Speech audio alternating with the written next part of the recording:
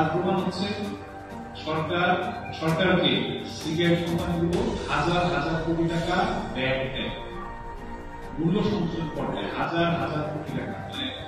মানে চিন্তা করতে পারেন যে হাজার হাজার কোটি টাকা, যেটা আপনি যদি স্ট্যাটিস্টিক্স দেখেন, পরিসংখ্যান দেখেন, তাহলে আমাদের বাজেটের একটা বড় অংশ, 5%, 7% টাকা হবে, যেই অর্থটা আসে হচ্ছে এই সিগারেট কোম্পানির কাছ থেকে রাজস্ব হিসেবে আদায় করে।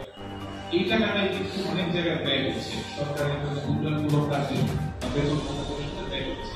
সুতরাং যেখানে একটা বাজেটের 7% বা 5% টাকা যারা দেয়, তাদের কাছ থেকে আসে, তাদের প্রোডাকশনটা বন্ধ করার চাকরি কেন? শুধু বন্ধ করে দিলেই কিন্তু হয়ে গেল, সেটা হতো তাহলে বাংলাদেশের আগে বিভিন্ন উন্নত দেশে সিগারেটের ব্যবসা কিন্তু বন্ধ হয়ে যাবে। তারাও কিন্তু করতে পারে, এটা আপনারা জানেন বিদেশে কিন্তু এরকম সিগারেট বন্ধ না কোথাও। আপনি